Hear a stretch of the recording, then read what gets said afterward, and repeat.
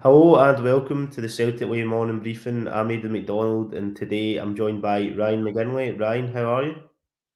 Yeah, I'm not doing too bad. Looking forward to the weekend, but another day of talking about Celtic, so can't really complain. Looking forward to it. Indeed, there's plenty to speak about, obviously with the big elephant in the room, which we will come on to address. But just before that, anybody that's interested, the ticker tape running down below. If you're interested in supporting top quality journalism for the club you all love, that includes features and people like Tony, including interviews such as ones that we'll come on to discuss that he did with Ange Postecoglou's best friend Stevie Boyer.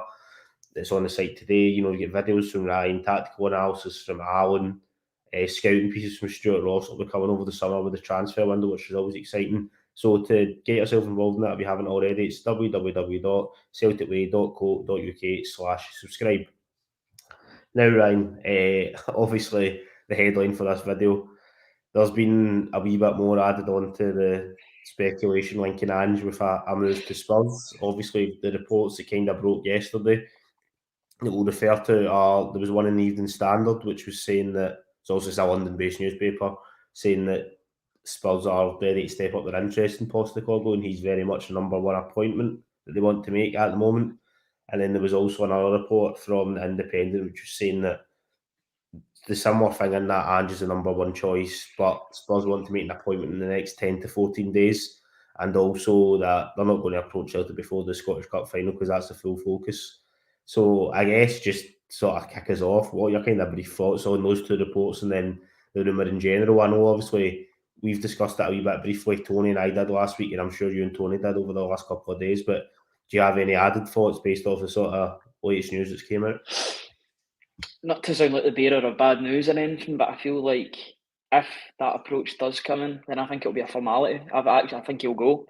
Now I haven't been feeling like that recently. I've been sort of optimistic about our chances of retaining him for next season. But you just look at all the stuff that's going. You take a lot of things into account. You take his age. You take about the fact that he wants to be that sort of first Australian to be working in the Premier League. Don't want to wish him away. We still get a treble to win at the weekend. If we do go and beat Inverness, but it's one of those ones. If Spurs come calling, I think it'll be very difficult for him to say no. Yeah, I'm of the same opinion, Ryan, to be honest. And I think the factor that really changed it for me was the more I went back and watched Ange's interviews when he first got the Celtic job, when he was talking about, laying down a marker for Australian coaches. He wants to be the sort of standard bearer of a coach from Australia that's went and succeeded in Europe. And that is obviously something that's big for him in terms of not just his own personal gain, but also growing the game in Australia abroad.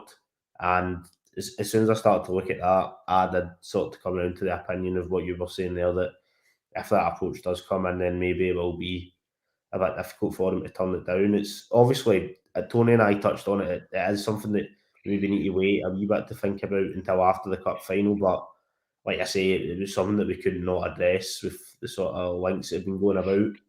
And Spurs, Tony and I also discussed it that we maybe do see them as a bit of a sort of potentially tin pot club in terms of, you know, they have also major investment, all the riches of the Premier League. They do have good players in Son and Harry Kane, they've got a really good stadium. But in terms of a team that never seems to win anything, never seems to be near really challenging for anything. I think the last thing they won was the League Cup in 2008 or 2009. They're not even in Europe this year. But there is obviously the caveat of they're in the Premier League and would imagine want to test himself against sort of managers like Klopp, managers like Guardiola, Ten Hag. I could be here all day listing all the good managers that are in the Premier League, but yeah, as much as Spurs might not seem the most attractive from an actual sort of success point of view as a manager, I guess if you want to expand it from the so-called top four in the Premier League to maybe the top six, they would be included in that conversation, wouldn't they? Even if they've had a poor season this year. Yeah, they are part of that traditional top six that everybody talks about. Over the past 10 or so years, they were really successful without winning any trophies, may I add, under Pochettino. So I think their last couple of managerial appointments in Conte and Mourinho, that hasn't really gone with the sort of Tottenham Hotspur way. They expect to play forward-thinking, attacking football, and those two, I wouldn't really subscribe to that. I mean, if you watched Jose Mourinho's team last night, you would certainly know that he isn't an attacking manager, that's for sure. So I think if Spurs were going for Ange, then it would be more of an attacking move along the lines of Pochettino. I know Chelsea went in for Pochettino for his attacking play and the way he works with players, and they probably look at Ange Postecoglou. Yes, he's a bit older than Pochettino. I think he's 6 or 7 years older, but he's the same sort of mould. He's attacking. He's forward thinking. He's fresh. He's a new face on the scene, you would say. I know he's been about for sort of 25 years, but in terms of like the Celtic sphere and being that sort of bigger name, he's only been around the past couple of years. So it's one of those appointments that you could see happening. As I've always said, there's no smoke without fire. And when you hear like publications like the Telegraph and then Sky Sports reporting it, and you see all these reputed journalists, I even seen that Fabrizio Romano was talking about him last night on his podcast. I know that's that dreaded name again. We get to the summer, we hear Fabrizio Romano's name, and we're all rolling our eyes. But there's no smoke without fire in these situations, and I do have my worries that this is going to happen. To be honest, as much as I love being an optimist. I'm the eternal optimist when it comes to Celtic, but at the same time, I can see this one happening, unfortunately. Yeah, I'm kind of in that camp at the moment, Ryan, unless something major changes. Brown saying, morning boys, hope you're all well. John McGuntry says, no way Ange's leaving, otherwise it would mean his tenure was one big con and he doesn't strike me as that kind of person. Now, there also has been plenty of discussion about that online. People have been touching on how, Ange's comments about he's happy here, wanting to build a legacy, turn Celtic into a Champions League club. It's a difficult one, and look, it's probably a separate podcast to be had if he does move on. That how much of those words that he said were hollow. Well, I like to think that he was pretty honest when he was saying that, but situations can change. It's a difficult one.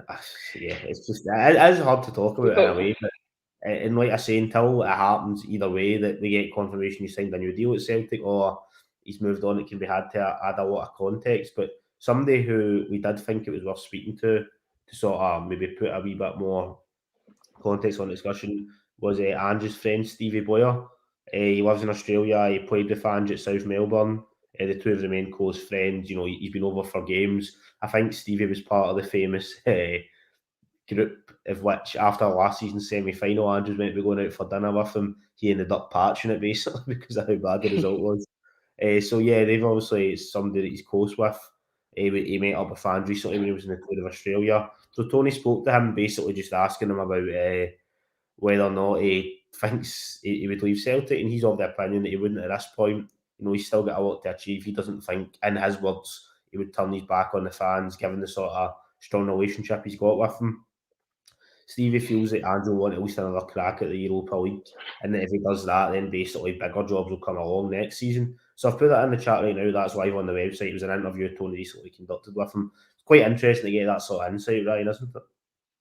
Yeah, absolutely. Especially from somebody who is close to Ange. Now you've seen that Ange is kind of a standoff guy. So if you're pals, but if you're pals with Ange, you're doing something right. Yeah, it's good to hear those sort of things. But I just wonder, when was the last time he spoke to Ange? When was the last time he talked about aspirations? Is it just guesswork, or is there actual something material with regards to what Stevie Boyer's saying? It is interesting to hear what he has to say, but I just think the lure, and I know as Scottish football fans, we like to sometimes talk down about the Premier League because of the way the way the English Premier League talk about our league respectively, but there is a lure there for managers. It is the top league in the world, where regardless of what you say, it is where all the eyes go to when they're watching football. So yeah, I mean, me and you would be delighted. We would be the first ones to be absolutely delighted if Ange was to turn around and say, right, I've signed a new deal. I was staying for the long haul. That's what we want. We want that. That would be the best case scenario. But I think you've got to be a wee bit realistic as well with regards to, you look at his age, you look at the lure of the Premier League, and nothing lasts forever, regardless of how good things are. But it is difficult to talk about it when it's not even happened yet. But it's all speculation. But there's no smoke without fire, is what I've said before.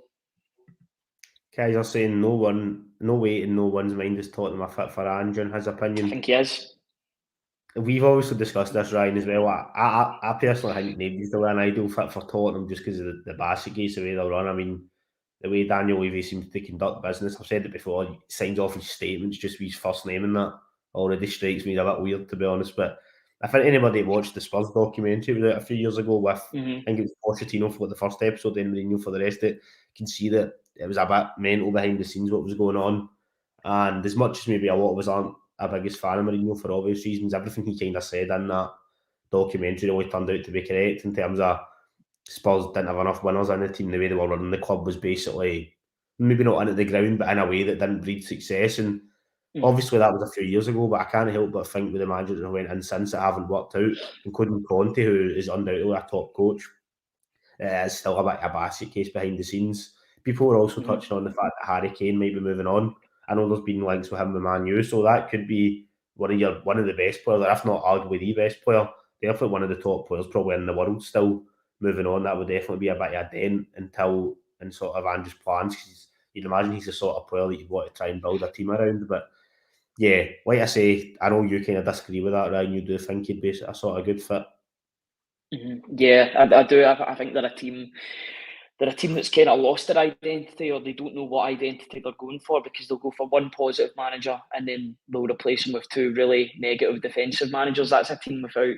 It's a team in a sort of a recruitment process that's just devoid of ideas. I think with Postecoglou, if they were to go for him, he would bring about an identity, because Celtic didn't really have one either. And then Ange installed a sort of identity and a personality that was so evident when they played. I'm trying to be careful not to talk about Spurs too much because it'll become a Spurs podcast, but I do agree it is the main sort of topic of conversation today, and it seems like it's the sort of conversation that's on everybody's lips. We're just hoping that we get some good news regarding Ange, but at the same time, all focus has got to be on the cup final, and then we'll deal with what happens after. But it is ominous thoughts at the same time, but you're just hoping for the best, I guess. John Boy saying if he goes, Desmond will go for Benitez 100%. That probably brings us on to the sort of next part we were going to discuss. I know Rafa Benitez is also a name that's popped up before a couple of years ago. I think it was it before Neil Lennon got the job? I can't remember. I can't remember exactly when, but It Benitez was, has been yeah, rumoured, yeah. 2019. So obviously that kind of takes us on to the next, that Kaiser's also just getting a wee go on at Spurs. Spurs are serial losers. Ange will stay, in his opinion. That's kind of the genuine thing, that Spurs don't seem to win anything. It's a game of sort of, opinions.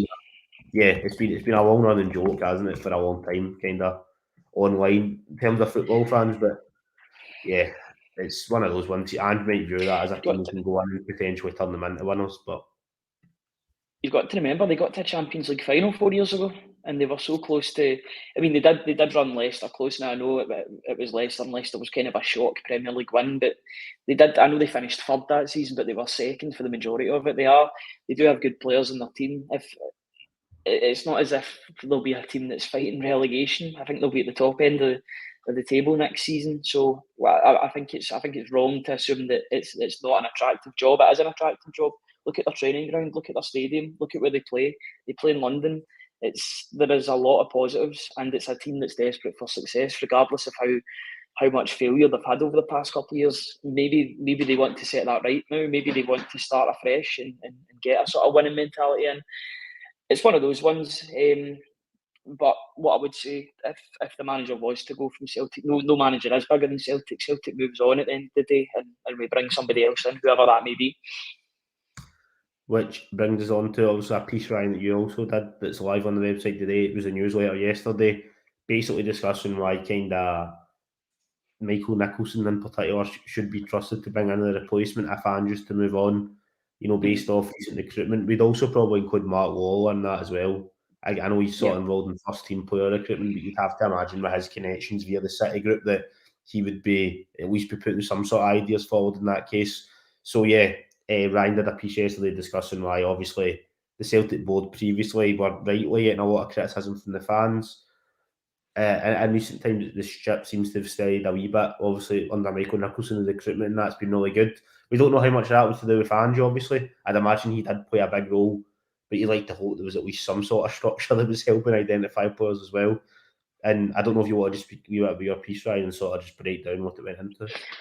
Yeah, so I was basically talking about how the hierarchy should probably they probably should be trusted because of the way. Now I know the recruitment process with regards to Eddie Howe was a nightmare. That took far too long for us to get a solid answer, and whether or not Eddie Howe, I think I've still got the scars of that recruitment process. It feels like, but I think when you look at it, I mean, Ange was talking about.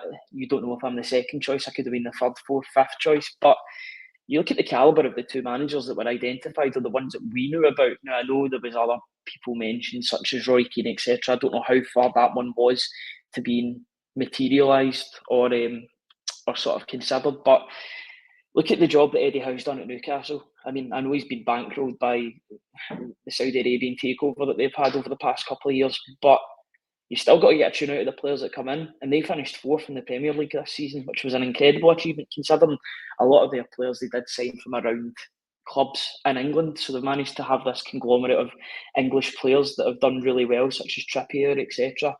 I know Anthony Gordon's came in. I know they've had a couple of foreign signings like Bruno and Isak, but players like Dan Burn, etc., they've done really well to get their team fourth. So the fact that the Celtic board managed to identify Eddie Howe and then quickly, once he rejected the job or he rejected their advances, but Ange Postecoglou, there's two top class managers. So I think they should be trusted again to see what sort of in terms of a recruitment process to see what names could come up. I don't think there would be any sort of terrible appointments, or you wouldn't think that would be the case. You want to be as confident as you can going into these recruitment processes, but you'd think that they would be of a competent nature if searching, especially under Mark Walwell's guidance, who is very important in all this process because he's the guy that's supposed to keep he's the sort of individual that's supposed to keep the philosophy and the way that we play similar with every manager that comes in. And because he signs the players that are going to come in to play that system as well. So I think that will be important in the long run. And you're just hoping that they are able to bring in a suitable replacement if that transpires, if that sort of move for Postecoglou transpires.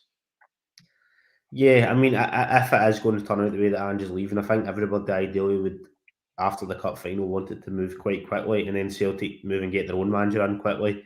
You don't want it dragging on in a sort of similar way to, even though it's a player rather than a manager, I'm going to compare it to the Kieran Tierney thing that seemed to drag on all summer. It was getting rumoured before the season was done, and then I think it was August or something before they finally went to Arsenal. You don't want a situation like that where you're coming back for pre-season and you're still unsure what's happening with Ange. You're going into as Japan, the league season's getting ready to start, the Champions League draw's already been made for the group stages, and Celtic are unsure whether or not the manager's going to be in there for that season.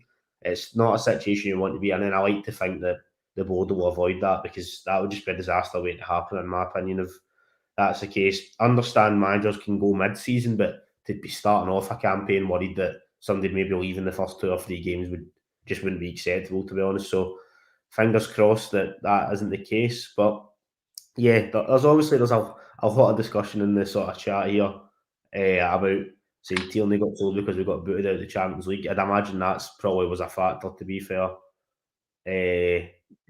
William Martin says, my friend's cousin's neighbour's dad says Andrew's staying. I think the latest reports say otherwise, to be honest. But you know, it's one of those ones. There's stories that seem to be breaking every 10 minutes or so. Tim says, is the City group prompting Ange to go and be replaced by Maresca of Man City? Don't think I like the idea of being a City group guinea pig or testing ground. Ryan, do you have any thoughts on that? Now, I've got to be honest, in 2021, when I did hear his name, I mean, he's sort of I would say he's sort of the hipster's choice, or he was at that point. Obviously, he'd worked at the Manchester City, I think it was under 23s at that point. He's now the assistant to Pep Guardiola at Man City. Now, the last assistant to Pep Guardiola has done an alright job at Arsenal, I would suggest. So, but I think the one sort of glaring thing for me is the fact that he failed spectacularly at Parma in the second division of Italy. So I don't know if he's maybe cut out for a top job such as Celtic just yet. I know he was linked in the last couple of weeks with Southampton and Blackpool, respectively, two really weird sort of appointments, I would say, if he was to go there, especially Blackpool.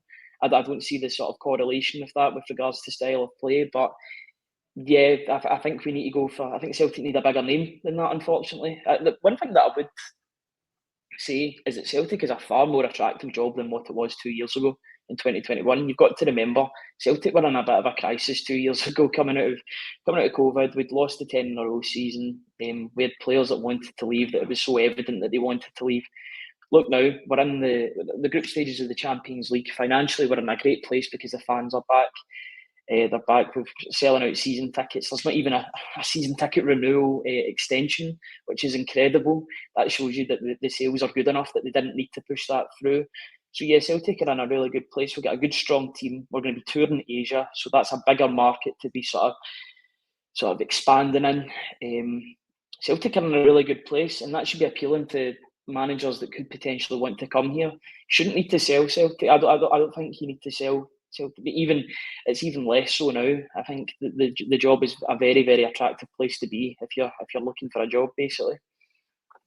Yeah, I can completely agree, Ryan. It's so much more of an attractive proposition than it was 2 years ago. You'd be coming in with a strong team. A lot of players signed up to lengthy deals. Players like Jota, Carter Vickers, Kyogo. I think Jota, Carter Vickers will have 4 seasons left on their deal. Kyogo 3. Plenty of players are going to have, if they are going to be sold, you'll get a good profit for them, or there's a good chance you're going to get at least another season out of them, if not more. So potentially there'd be a lot of your maybe transfer business already done for you as well. And you'd imagine, based off Ange's signing record previously, that if you were to maybe have a look at some of that recruitment, obviously a new manager would want to bring in their own players, but if they were to have a look at some of that recruitment that was there, I'm sure they'd be good signings that be coming in. So no, the Champions League football as well, automatic. I was trying to remember the last time a Celtic manager would have been coming in to a season where there was automatic Champions League football guaranteed, and I was struggling, to be honest, because if you look back at it, Martin O'Neill coming in, he had to try and qualify for the Champions League, even when he eventually got in it. Strachan, I know it didn't work out his first season, but after that he had to qualify for the Champions League, and even then it wasn't his first season. Lennon, when he first got the job, he had to qualify for the Champions League.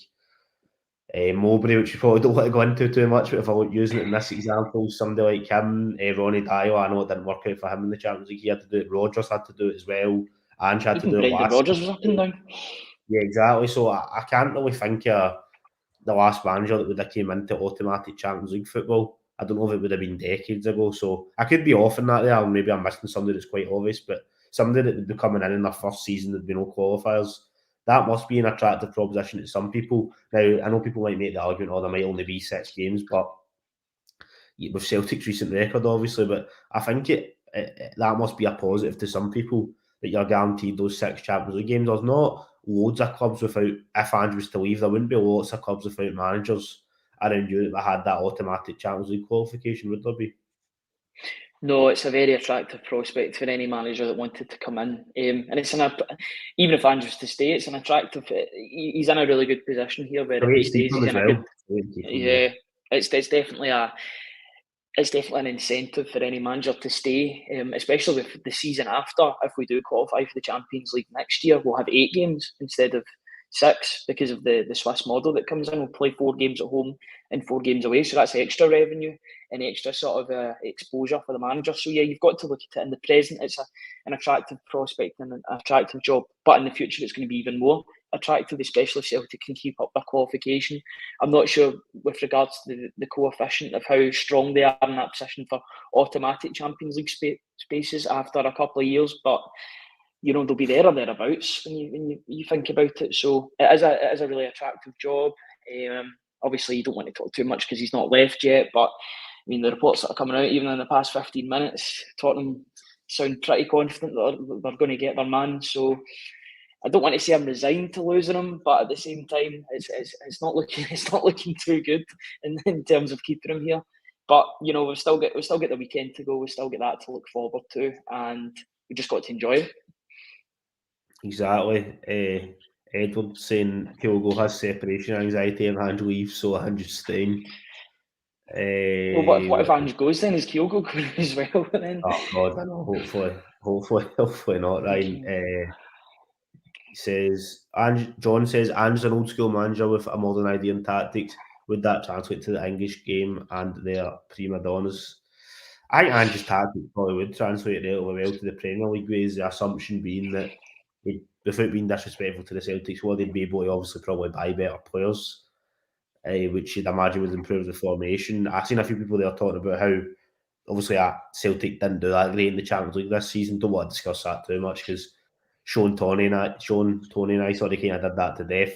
Really, how the performances weren't actually that bad, but at the end of the day, they finished bottom, didn't even get Europa League, and the results weren't that great, which I suppose is all that matters. But yeah, I think if Andrew's been working with even higher quality of players, that his tactics would work even better. And in my opinion, I've not got any evidence to back that up. That's just I thought I have. I think that would probably be the case.